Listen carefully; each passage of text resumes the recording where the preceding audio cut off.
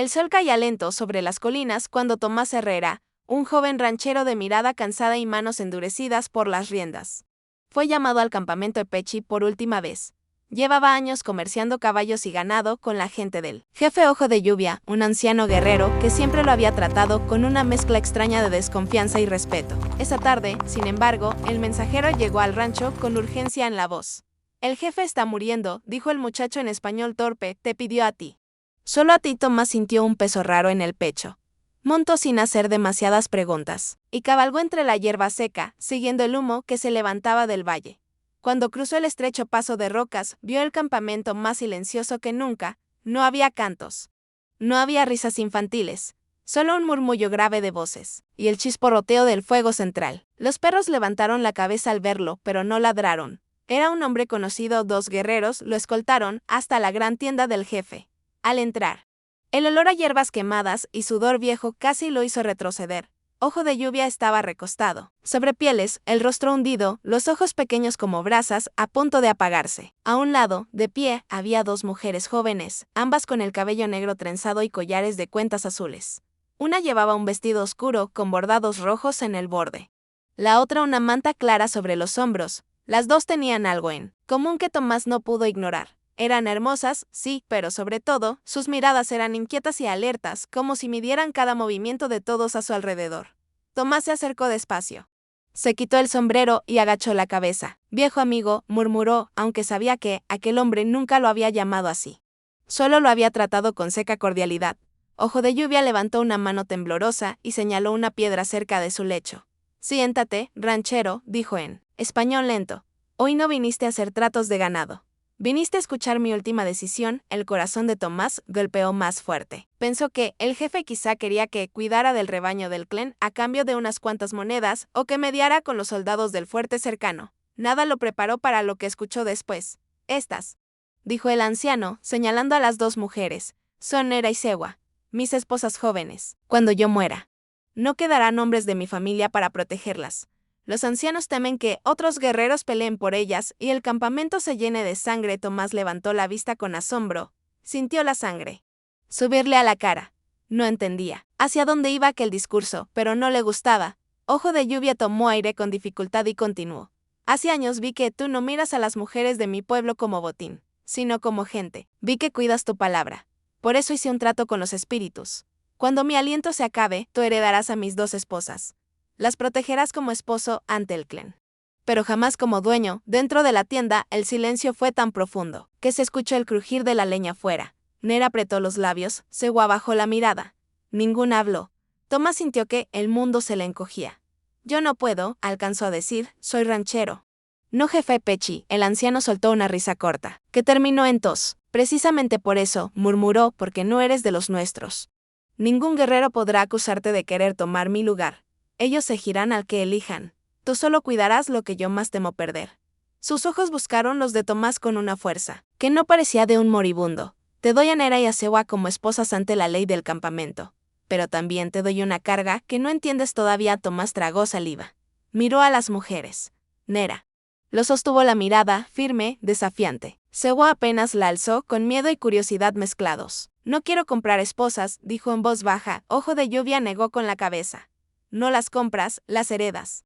Y con ellas heredas una promesa que hice hace muchos años. Una promesa que puede salvar o destruir a tu propio rancho. La frase quedó flotando en el aire. Tomás pensó en sus vacas, en sus peones, en la tierra seca que apenas alcanzaba para alimentar a todos. Nunca imaginó que el hilo de su destino estuviera atado al lecho de muerte de un jefe Pechi. Quiso pedir explicaciones, pero en ese momento el anciano cerró los ojos y apretó la mano de Nera. Ella se inclinó, escuchó unas palabras en su propia lengua, y sus ojos se llenaron de una mezcla de dolor y determinación. Cuando Ojo de Lluvia soltó el aire, el sonido del llanto ritual se elevó fuera de la tienda. Tomás se quedó sentado, aturdido, con el sombrero entre las manos. Sentía que le habían cambiado la vida con una sola frase. Sin darle tiempo a decidir, las 2 mujeres lo miraban ahora como si esperaran su reacción. Fue entonces cuando algo más ocurrió, algo que el ranchero no había previsto. Un grupo de guerreros jóvenes apartó la tela de la entrada y se plantó frente a él con manos en las armas. El que iba delante tenía un tatuaje en forma de rayo en el cuello y los ojos llenos de un rencor antiguo.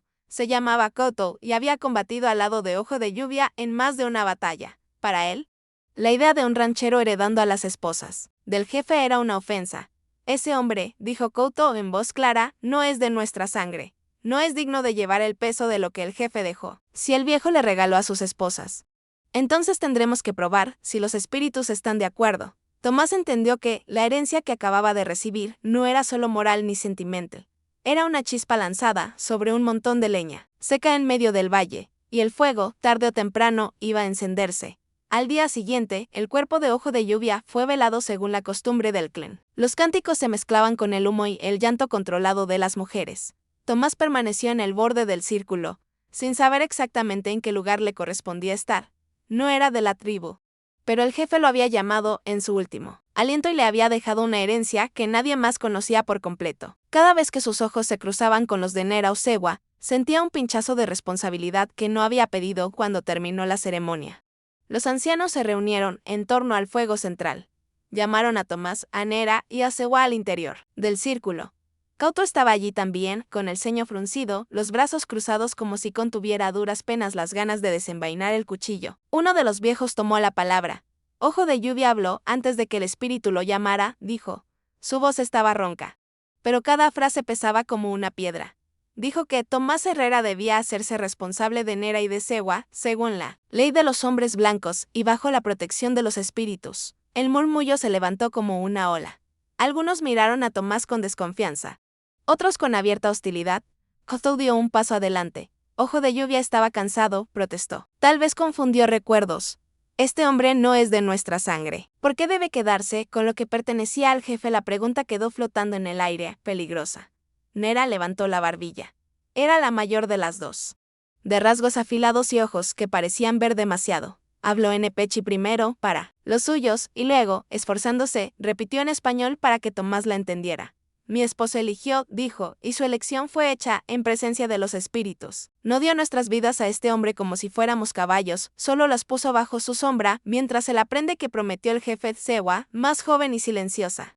Sostuvo las manos de su hermana y asintió con un gesto breve. Tomás escuchaba, intentando ordenar las ideas. Sabía que no podía simplemente rechazar lo que le habían puesto encima. Si se negaba, dejaría a las mujeres en medio de una lucha interna que podía terminar en tragedia. Si aceptaba sin condiciones, podía convertirse en símbolo de resentimiento para guerreros como Koto. Respiró hondo y habló.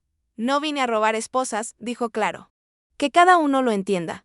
Ojo de Lluvia me dio un encargo, no un premio. Acepto cuidarlas mientras ustedes lo consideren necesario, pero no las trataré como propiedad. Si alguna vez quieren marcharse, yo mismo las acompañaré donde decidan. Sus palabras sorprendieron a algunos. Un anciano frunció el ceño, incapaz de entender esa forma extraña de matrimonio. Koto se rió sin alegría. Hablas como si el mundo fuera suave, escupió. Aquí la tierra es dura. Lo que no tiene dueño, se lo lleva el viento el enemigo. Uno de los consejeros se adelantó. El jefe murmuró. Pidió que respetáramos su voluntad por un tiempo. Propongo esto. Tomás tomará a Nera y a Sewa como esposas según la costumbre de los hombres blancos, bajo testigos. No habrá fiesta ni danzas. Solo palabra y fuego. Durante 3 lunas vivirá cerca del campamento, ni del todo dentro ni del todo fuera. Después de ese tiempo, los espíritus habrán mostrado si fue una buena decisión. No era un acuerdo perfecto, pero era un puente sobre un río peligroso. Tomás aceptó con un simple movimiento de cabeza. Nera apretó los labios, Sewa miró el suelo. Koto desvió la vista hacia las colinas, como si buscara ya otra salida. Esa noche, al borde del campamento, se encendió una fogata pequeña. Un anciano levantó la mano y dijo unas palabras rituales. Tomás se colocó a un lado, Nera y Sewa al otro. No hubo besos ni caricias, solo miradas tensas. Cuando el anciano terminó, los declaró unidos ante el fuego y bajo la vista de los espíritus. Para la ley Pechi, aquel enlace seguía siendo raro. Para la ley del pueblo de Tomás, era un escándalo. El ranchero ahora tenía 2 esposas, y sin embargo, no se sentía dueño de nada. Solo cargado. Después de la ceremonia, se retiraron a una cabaña improvisada, cerca del límite entre el campamento y las tierras de pastoreo. Era un lugar sencillo, con paredes de madera y techo de ramas y pieles. Un espacio extraño, a medio camino entre 2 mundos. Allí los dejó el anciano, con una última advertencia. El viento trae noticias, dijo en voz baja. Ojo de Lluvia temía algo más que la envidia de sus propios hombres. Dijo que, cuando muriera, Otros ojos vendrían desde el fuerte y desde la hacienda del norte, y que ustedes tres estarían en el centro de lo que ocurriera. Cuando se quedaron solos, el silencio se hizo pesado. Tomás se quitó el sombrero y lo colgó en un clavo. Nera se cruzó de brazos, mirándolo como quien evalúa a un caballo nuevo. Sewa empezó a ordenar las pocas mantas, tratando de ocupar las manos para no pensar, no voy a tocar a ninguna de las dos, dijo Tomás al fin con la voz firme. Para que no quedara duda. No mientras sigan mirándome como si fuera un invasor. Nera arqueó una ceja. No necesitamos tu promesa para defendernos, respondió. Pero es bueno saber que, entiendes que, no somos parte de tu ganado. Sewa se animó a hablar. Apenas un poco. El jefe confió en ti por algo, murmuró. Antes de enfermar, lo escuché hablar con los ancianos sobre la tierra seca. Sobre los soldados que quieren más y sobre el hacendado del norte. Dijo que, un día tus vacas y nuestros caballos correrían por el mismo valle. O se morirían juntos bajo el fuego. Tomás sintió un escalofrío. Comprendió que el viejo había visto venir una tormenta que él todavía no alcanzaba a imaginar. Nera se acercó a la pequeña ventana y miró hacia la oscuridad. Los ojos de Koutou brillaban a lo lejos. Vigilando desde las sombras, el ranchero entendió en ese instante que su herencia no eran solo dos esposas hermosas y orgullosas.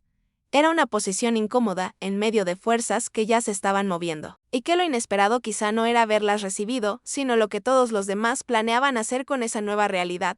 Pasaron algunos días en los que nada parecía ocurrir y, sin embargo, todo cambiaba despacio, como la erosión en una roca. Tomás se levantaba temprano, revisaba su ganado. Arreglaba cercas y volvía al campamento al atardecer para hablar con los ancianos o compartir un plato sencillo con Nera y Sewa. A simple vista era la vida de siempre, solo que ahora dos mujeres apaches caminaban a veces junto a él. Y eso bastaba para que los murmullos corrieran en el pueblo cercano y en la cantina del fuerte. Un arriero se lo dijo sin rodeos una tarde en que Tomás bajó a comprar sal. Se rumora que te has casado con las mujeres del jefe Pechi, soltó entre trago y trago. Dicen que ahora mandas en el valle. Tomás negó con la cabeza, cansado. No mando sobre nadie, respondió. Solo intento que no se maten entre ellos. El arriero se rió. Pues más vale que te decidas, amigo, porque otros ya te ven como pieza en un juego grande. Cuando volvió al campamento, notó detalles que antes se le escapaban. Koutou hablaba en voz baja con dos guerreros jóvenes, apartados. Algunas noches, una señal de humo se alzaba en las colinas del norte, lejos del territorio habitual del clan. Y más de una vez, al revisar su ganado, encontró huellas de caballo desconocidas cerca de los abrevaderos. Al principio pensó que eran bandidos o cazadores, pero enseguida recordó las palabras del anciano sobre ojos que vendrían desde el fuerte y la hacienda. Una mañana. Faltaban 3 novillas. Las marcas en la arena decían que no se habían perdido. Solas, alguien las había llevado con calma, sin dejar rastros evidentes, como si conociera bien las costumbres de Tomás y de los apaches. El ranchero regresó a la cabaña con el ceño fruncido. Nera estaba afilando un cuchillo, Sewa molía maíz en un cuenco de piedra. Nos están probando, dijo él sin preámbulos. Nera levantó la vista. ¿Quién?, preguntó. ¿Tus vecinos o los míos? Tomás se recostó contra la pared de madera. No lo sé, pero alguien quiere que parezca que somos débiles. Si el ganado desaparece, el fuerte dirá que los apaches roban. Si el clan sufre hambre, culparán a mi rancho. Y en medio estaremos nosotros. Sewa dejó de moler. Antes de que enfermara, recordó, el jefe habló de hombres que ponen a otros a pelear y luego se quedan con la tierra de ambos. Dijo que ya los había visto cuando era joven. Nera se levantó. Caminó de un lado a otro en el pequeño espacio. Entonces el legado que te dejó no eran solo nosotras, murmuró, sino un punto de equilibrio en una guerra que todavía no ha empezado. Aquella noche, Tomás tomó una decisión. Fue a buscar a Koutou. Lo encontró entrenando a los guerreros jóvenes, con lanzas. El aire olía a polvo y sudor. Necesito hablar contigo, dijo el ranchero, y su tono no era suplicante. Koutou lo miró con desprecio. No tengo nada que decirte, respondió. Tomás dio un paso más cerca. Tal vez no. Pero tus hombres sí querrán seguir comiendo carne en invierno. Si siguen desapareciendo vacas y caballos, ni mi rancho ni tu campamento tendrán suficiente. Los jóvenes escuchaban en silencio. Koutou apretó la mandíbula. Insinúas que somos ladrones, gruñó. Insinuó que alguien quiere que lo parezca, replicó Tomás, y si tú eres tan ciego como para no verlo. Terminarás peleando la batalla que ese alguien preparó. Las palabras colgaron en el aire. Durante un segundo, Koutou pareció dispuesto a golpearlo. Luego, con esfuerzo visible, se contuvo. Él también había visto señales extrañas en las colinas. También desconfiaba de algunos hombres que venían del norte con sonrisas amables y manos demasiado suaves para ser de trabajadores. Reales hablaré con los exploradores, cedió al final, pero no porque confíe en ti, sino porque no confío en nadie que venga de la hacienda. ¿Y si descubro que esto es un juego tuyo, ranchero? Seré yo quien traiga tu cabeza ante los ancianos. Tomás aceptó la amenaza sin responder. Sabía que era inútil intentar hacer amigos a la fuerza. Le bastaba con que, por un momento, Couto mirara hacia el norte en lugar de solo hacia él. Los días siguientes, los exploradores del clan subieron más a menudo a las colinas. Una tarde regresaron con noticia que heló a más de uno. Vieron hombres armados, dijeron, hombres de sombrero ancho y chaqueta elegante, no soldados del gobierno. Pero tampoco bandidos sueltos. Llevaban el símbolo del hacendado del norte en el cinturón. Y no estaban solos. Con ellos cabalgaba un epechi. Uno de los nuestros. No dijeron su nombre, quizá por miedo, quizá porque la distancia era mucha. Nera miró a Tomás y la misma idea cruzó sus mentes. Si Couto no era el traidor, otro lo estaba haciendo en silencio. Y el precio de esa traición podía ser la sangre de todos esa noche, mientras las estrellas llenaban el cielo. Tomás se sentó fuera de la cabaña. Sewa se le acercó con una manta y se la puso sobre los hombros. No puedes cargar tú solo con todo, murmuró. No soy jefe, respondió él. Solo soy un hombre al que le cambiaron la vida sin pedir permiso. Nera salió después con el cabello suelto por primera vez. Se sentó frente a él al otro lado del pequeño fuego. Ojo de lluvia decía, recordó, que lo inesperado no siempre es maldición. A veces es solo la forma que tienen los espíritus de mostrarnos qué clase de personas somos. A ti te hizo heredero. A nosotras nos hizo esposas de un hombre extraño. La pregunta no es por qué, sino qué haremos con eso. Tomás la miró. Se dio cuenta de que, por primera vez, ella no lo observaba solo como a un intruso, sino como a alguien atrapado en la misma red. Comprendió que su papel no era mandar sobre ellas, sino aprender a caminar juntos en un terreno que ninguno entendía del todo. Y aunque todavía no lo sabía, la verdadera sorpresa de esa herencia estaba a punto de revelarse, no en manos de Couto ni del hacendado, sino en el corazón de Nera y Sewa. A la mañana siguiente, Nera pidió algo que sorprendió a Tomás. Quiero ver tu rancho, dijo sin rodeos. No como visita, sino como quien inspecciona un campo de batalla. Sewa asintió en silencio, aunque en sus ojos se veía una chispa de curiosidad menos dura. Tomás dudó un instante. Sabía que algunos de sus peones no veían con buenos ojos su vínculo con las mujeres apaches, pero también entendía que, si la tormenta que Ojo de Lluvia temía se acercaba, el rancho no podía seguir siendo un lugar separado del campamento. Montaron a caballo los tres, con un par de guerreros escoltándolos a distancia por decisión de los ancianos. El camino cruzaba arroyos secos y parches de hierba quemada por el sol. Tomás señalaba con la mano los límites aproximados de sus tierras, recordando cómo su padre había trabajado cada metro. Aquí crecí, explicó en voz baja, entre vacas flacas y cuentas sin pagar. Si pierdo esto, no tengo nada más. Nera escuchaba sin comentar, pero observaba cada detalle. La posición de los corrales, las rutas que seguían los animales, la distancia entre el rancho y las colinas del norte. Sewa miraba las montañas con una mezcla de temor y fascinación. Nunca había pasado tanto tiempo del lado de los blancos. Al llegar, algunos peones interrumpieron su trabajo para mirar. Un viejo capataz, de nombre Eusebio, se secó el sudor de la frente y se acercó a Tomás con paso lento. Así que era verdad, murmuró, trayendo a las mujeres del jefe Pechi como si fueran parientes. Tomás apretó la mandíbula. Son más que parientes, aclaró.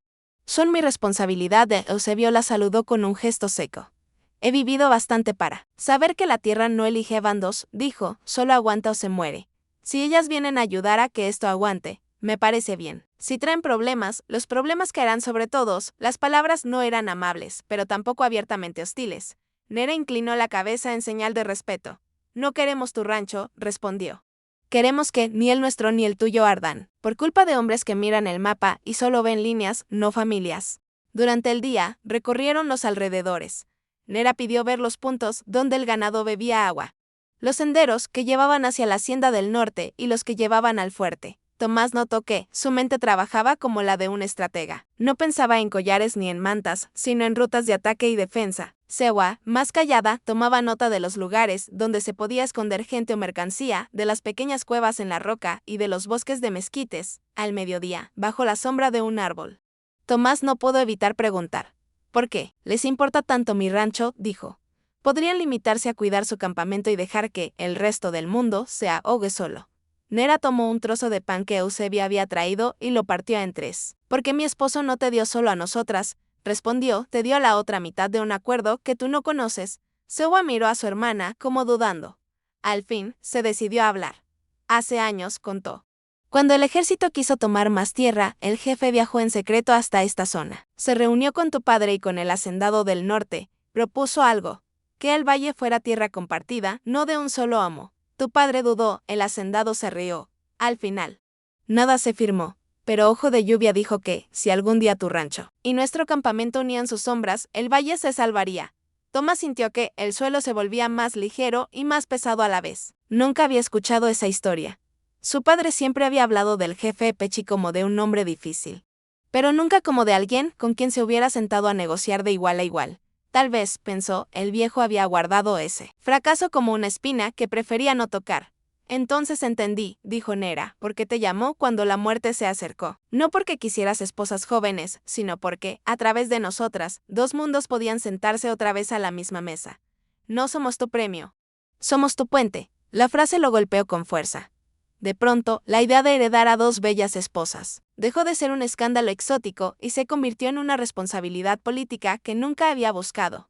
No se trataba solo de celos, honor o deseo. Se trataba de tierras, rutas, familias enteras. De regreso al campamento, el viento levantó polvo en el horizonte. Desde una colina, una figura solitaria los observaba. No hacía falta acercarse para saber que era alguien del norte. Llevaba sombrero ancho y un caballo demasiado bien alimentado para ser de la zona. Apenas los vio. Se dio la vuelta y desapareció tras las rocas. La silueta quedó grabada en la mente de Tomás. Esa misma noche, Nera y Sewa hablaron con los ancianos. Propusieron algo que pocos esperaban: que el rancho y el campamento comenzaran a entrenar juntos a sus jóvenes. Que se compartiera comida en épocas de escasez y que los caminos hacia el fuerte fueran vigilados por hombres de ambos lados, no solo por apaches. Los ancianos discutieron hasta tarde. Algunos tenían miedo, otros recordaban las palabras de Ojo de Lluvia y su sueño de un valle compartido. Cauto, desde la sombra, escuchaba todo con el rostro oscuro. Cada paso que acercaba al ranchero al centro de las decisiones le ardía como sal sobre herida abierta aquella noche. Cuando Tomás se recostó en la cabaña, Sewa se le acercó con un gesto tímido. «No somos carga», dijo en voz baja, «somos parte del plan del jefe. Y tal vez lo inesperado no fue que tú nos heredaste, sino que nosotras también te heredamos a ti». Tomás la miró, sorprendido por la claridad de sus palabras. Entendió que, en esa encrucijada, nadie estaba del todo a salvo. Ni el ranchero, ni las esposas del jefe, ni el propio valle. Pero por primera vez sintió que, tal vez, lo que iba a ocurrir podía ser decidido por ellos y no solo por hombres lejanos con trajes caros y mapas sobre la mesa.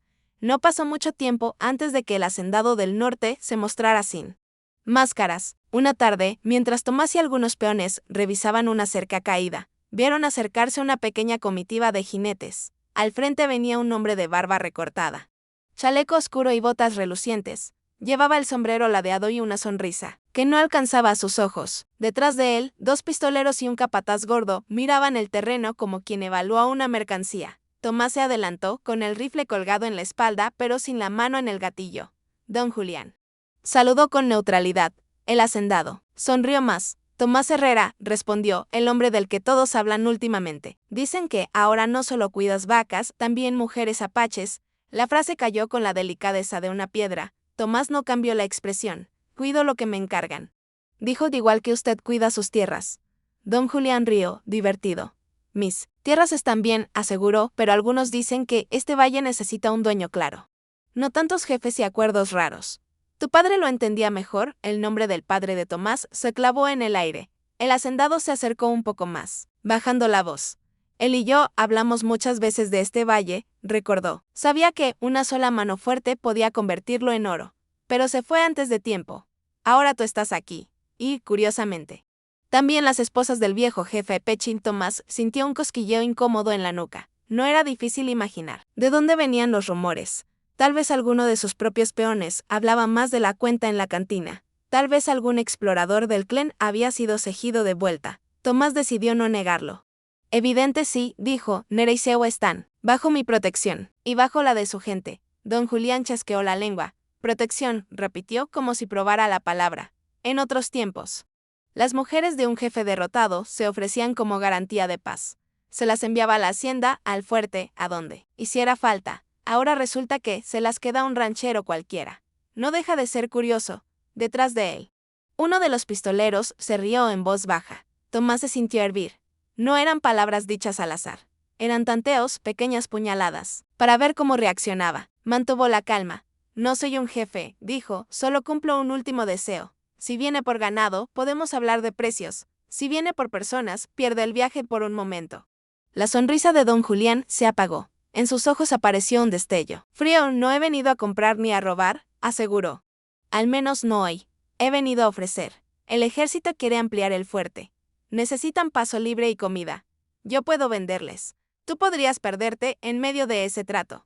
O podrías ser parte. Si me ayudas a convencer a los apaches de que se muevan más al este, puedo asegurar que tu rancho siga entero cuando todo esto cambie. La oferta quedó flotando. Tomás pensó en sus vacas, en sus hombres, en los ojos de Nera y Siagua, en las palabras de Ojo de Lluvia sobre un valle compartido. Comprendió que don Julián no veía personas, solo piezas en una negociación, y que la herencia que había recibido lo colocaba justo donde el hacendado quería ver a alguien manejable.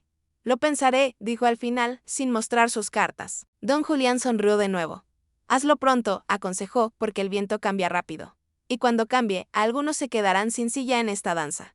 Cuando la comitiva se alejó, levantando polvo, Eusebio se acercó.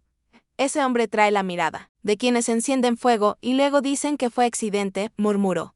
No confíes en sus ofertas. Tomás asintió. No pienso hacerlo, respondió. Pero tampoco podemos fingir que no lo vimos venir. Esa noche contó lo ocurrido a Nera y Siagua. Estaban sentadas cerca de la cabaña, hilando fibras. Cuando escucharon la oferta de mover al clen al este, Nera apretó los dientes. Eso sería empujarnos hacia tierra mala, dijo. Sin agua buena, sin refugio. Siagua bajó la mirada. Y lejos de ti. Añadió en voz baja, aunque no lo dijo por celos, sino por miedo a la separación forzada. Tomás se dio cuenta de que, sin querer, su vida se había mezclado con la de ellas más de lo que admitía. No solo por las palabras de la ceremonia, sino por la forma en que ahora pensaban en el valle. Ya no lo veían como territorios separados, sino como una única casa grande que alguien quería dividir con un cuchillo. Pocos días después, los exploradores trajeron otra noticia inquietante. Vieron a un epechi cabalgando junto a hombres de don Julián. Cerca del límite del fuerte. Llevaba una pluma roja en el cabello. Nera supo al instante de quién se trataba. Es uno de los nuestros, dijo con amargura. Se llama Teca. Siempre admiró a Coto y deseaba algo más que ser solo guerrero. Si anda con el hacendado es porque alguien le prometió poder, la red se hacía más clara. Don Julián no solo tentaba a Tomás, también tejía promesas en el oído de apaches inconformes. Mientras tanto, en el fuerte, los oficiales del ejército contaban balas y medían distancias, y en medio de todo, el legado de Ojo de Lluvia, encarnado en aquel extraño matrimonio triple, parecía tanto un escudo como una diana, una noche. Mientras el viento golpeaba las paredes de la cabaña, Siagua habló de algo que había callado demasiado tiempo. El jefe mencionó otra cosa antes de morir, dijo en voz baja. Habló de un escondite en las colinas, un lugar donde guardó algo que no era oro ni armas. Dijo que, cuando todo se pusiera en contra, tú, Nera y yo debíamos decidir juntos si usarlo o dejar que se pierda. Tomás la miró fijamente. ¿Qué es ese algo?, preguntó. Siagua negó con la cabeza. No lo sé, admitió, solo recuerdo sus palabras. Nera se levantó. Entonces es hora de saberlo, declaró. Si el hacendado ya se mueve, y si los soldados ya miran hacia aquí, no podemos seguir ignorando el último secreto del jefe, sin saberlo. Acababan de elegir el camino que los llevaría al corazón de lo inesperado, porque lo que Ojo de Lluvia había escondido en las colinas no era un tesoro común, sino una verdad capaz de cambiar la manera en que todos veían el valle y su propia relación con él. Al amanecer, antes de que el sol trepara del todo sobre las rocas, Tomás, Nera y Siagua salieron rumbo a las colinas del oeste. No avisaron a muchos. Solo Eusebio en el rancho y un anciano en el campamento sabían a dónde iban y por qué. No, querían que ni don Julián ni los hombres que lo espiaban desde las sombras supieran que estaban siguiendo las últimas pistas de Ojo de Lluvia. El camino era empinado y angosto. Los caballos resoplaban, levantando pequeñas nubes de polvo. Nera iba adelante, guiándose por recuerdos borrosos de cuando era niña y el jefe la había llevado a cazar por esa zona. Siagua murmuraba oraciones antiguas para pedir que los espíritus los dejaran pasar. Tomás, detrás de ambas, tenía la mano cerca del rifle y los ojos atentos a cualquier movimiento en las piedras, tras varias horas de subida. Llegaron a una especie de meseta escondida entre dos paredes de roca. Allí el viento soplaba distinto, más frío, como si trajera voces desde algún lugar remoto.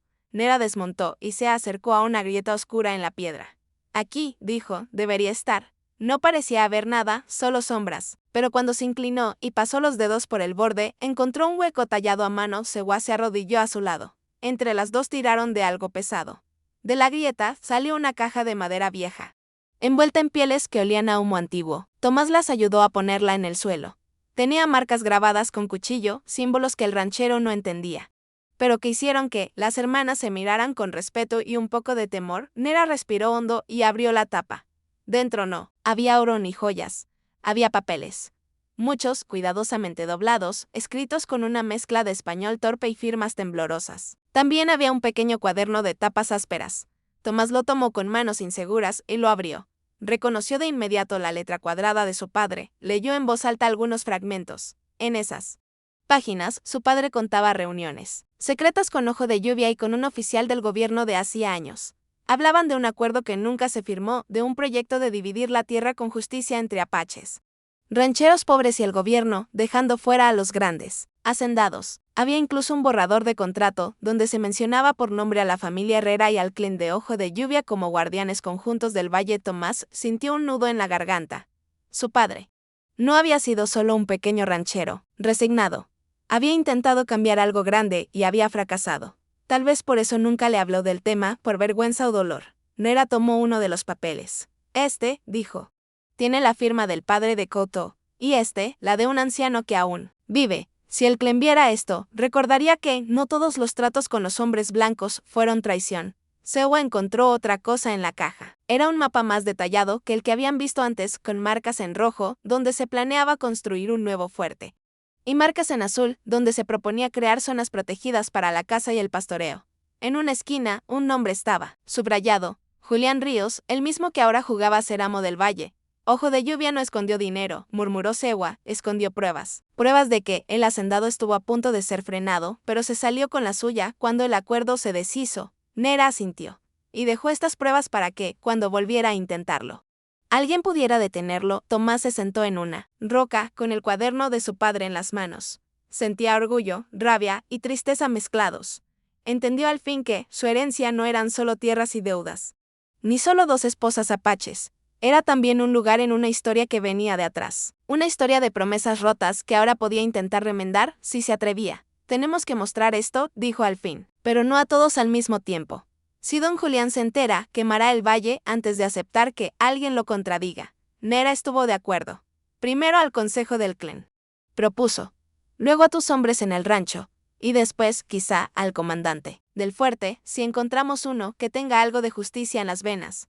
Antes de bajar, enterraron de nuevo la caja, pero no en el mismo lugar. Tomaron los documentos más importantes y dejaron el resto oculto bajo otra piedra por si alguien los seguía.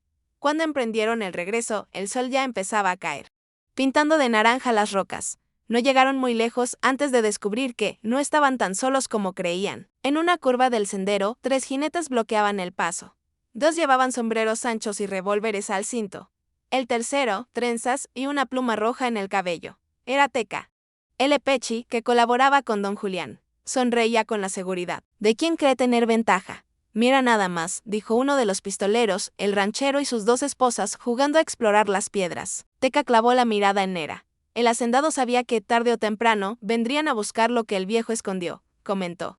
Y me pidió que les diera la bienvenida. Tomás puso la mano en el rifle. Nera se mantuvo firme. No tienes autoridad sobre nosotras, dijo con frialdad. Teca se encogió de hombros. Tal vez no, respondió. Pero las balas de mis amigos no entienden de autoridad. Ya hablaron. Quieren esos papeles y quieran que ustedes dejen de complicar las cosas. El aire se cargó de tensión. Sewa apretó los labios, mirando a Tomás. Sabía que si entregaban los documentos, todo el esfuerzo de Ojo de Lluvia y del padre de él se perdería. Pero si se negaban, las colinas podían mancharse de sangre. Fue entonces cuando lo inesperado empezó a tomar forma. No vino en forma de disparo ni de grito, sino de una decisión silenciosa que cambiaría la manera en que se veían entre ellos. Porque Nera y Sewa ya no se sentían solo esposas heredadas. Se sabían herederas de un plan, y estaban dispuestas a arriesgar mucho más de lo que Tomás imaginaba para defenderlo. El silencio en la meseta se volvió tan denso que casi podía cortarse. Tomás, Nera y Sewa frente a Teca y los dos pistoleros de don Julián, con el sol cayendo detrás de las rocas. Nadie disparaba aún. Pero todos tenían las manos demasiado cerca de las armas. Teca fue el primero en romper la calma. No tiene por qué ser difícil, dijo, fingiendo cordialidad. Ustedes entregan los papeles. Bajan conmigo al valle y hablan con don Julián. Él encontrará la forma de que no salgan heridos. Tal vez hasta encuentren un lugar cómodo en su hacienda. Nera soltó una risa seca. Cómodo como jaulas, respondió. Sabemos bien cómo trata el hacendado lo que cree que es suyo. Uno de los pistoleros escupió al suelo. A mí me parece que hablan demasiado. Gruñó. Terminemos con esto. Alcanzó a llevar la mano al revólver, pero Sewa se adelantó un paso, levantando las manos vacías. Esperen, dijo, con voz temblorosa pero firme. Si lo que quieren es asegurar su futuro, tal vez no les convenga matar a quienes pueden hacer que este valle sea un problema para su patrón. Tomás la miró. Sorprendido. Sewa respiró hondo. En esos papeles hay firmas, explicó. Firmas de hombres, del gobierno y de la tierra. Si el comandante del fuerte las ve, sabrá que este valle no es solo un espacio libre para que su patrón lo reclame. Tendrá que elegir entre su uniforme y su bolsillo. Si nos matan aquí, nadie llevará esos papeles y para don Julián todo se gira igual. Teca frunció el ceño. No le gustaba que una mujer joven le hablara de política. Pero tampoco era tonto. Miró a los pistoleros. Uno de ellos se encogió de hombros. Yo solo vine a seguir órdenes, dijo. La tensión se aflojó un poco. Teca volvió la mirada a Tomás. ¿Y tú?, preguntó. ¿De verdad crees que el fuerte estará de tu lado si les llevas esos documentos? El ranchero lo pensó un segundo.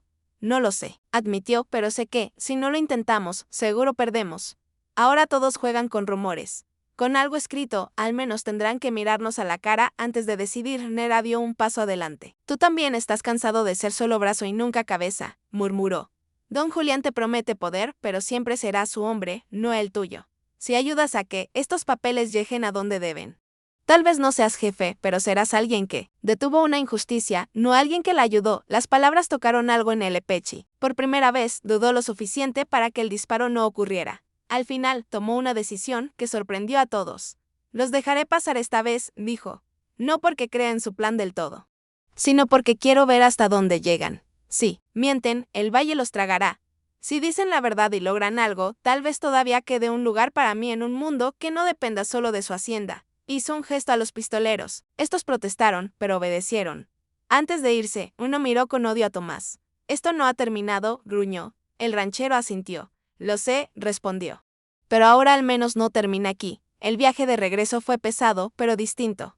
En las alforjas llevaban no solo papeles, sino una decisión compartida. Ya no era el plan de un jefe muerto o de un padre olvidado. Era su plan.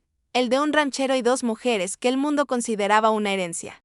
No protagonistas. En los días siguientes, Nera y Sewa se presentaron ante el consejo del clan con los documentos en las manos. Contaron la historia completa. Los ancianos vieron en esas hojas una segunda oportunidad. Luego, en el rancho, Tomás reunió a sus peones. Les mostró el cuaderno de su padre y les habló de un valle compartido en lugar de uno repartido por la fuerza. Eusebio fue el primero en apoyarlo. Si esto nos da una opción distinta, dijo, yo me quedo. El paso más arriesgado fue la visita al fuerte. Tomás, Nera y un anciano del clan se presentaron ante el comandante con el paquete de papeles. El militar los miró con recelo, pero no los echó. Leyó y guardó silencio largo rato. Sabía que, si apoyaba abiertamente a don Julián, quedaría registrado como cómplice de un despojo anunciado. Al final, dio una orden breve. Cualquier movimiento militar en ese valle, dijo, deberá ser autorizado por este fuerte, y hasta nueva instrucción. No habrá tal autorización. Por ahora, el ejército no sería la espada de Julián. Cuando regresaron al valle, el mundo no se había transformado de la noche a la mañana. El hacendado seguía allí con sus hombres, Kauto seguía luchando con su orgullo. Teca seguía en una cuerda floja. Pero algo se había movido. Esa noche, en la cabaña, Tomás habló en voz baja. Cuando Ojo de Lluvia me dejó a sus esposas, dijo, pensé que era un castigo disfrazado de regalo. Luego creí que era solo una protección para ustedes. Ahora entiendo que me dejó algo más. Me dejó socias. Nera sonrió por primera vez sin dureza. No somos premio ni carga, respondió. Somos parte de la voz que este valle necesitaba. Sewa asintió. Y si algún día decimos que ya no queremos ser tus esposas ante las leyes de los blancos, añadió. Seguirá siendo nuestro compañero en lo que importa. Tomás aceptó esas palabras sin miedo. Habían pasado de ser un ranchero solitario y dos viudas mal vistas a convertirse en un pequeño consejo que podía cambiar cosas reales. Lo inesperado no fue heredar a dos bellas esposas, sino descubrir que a ellas no habían sido entregadas para adornar su vida, sino para compartir el peso de un sueño que venía de lejos. A partir de entonces, cuando en el pueblo alguien murmuraba, con morbo sobre el ranchero y las dos esposas del jefe Pechi, la historia que se contaba en el valle era otra. Se hablaba del hombre que eligió no jugar a ser dueño, de las mujeres que eligieron no ser botín y de un lugar en el que, tal vez, por primera vez, el futuro se decidiría entre todos y no solo entre los más ricos.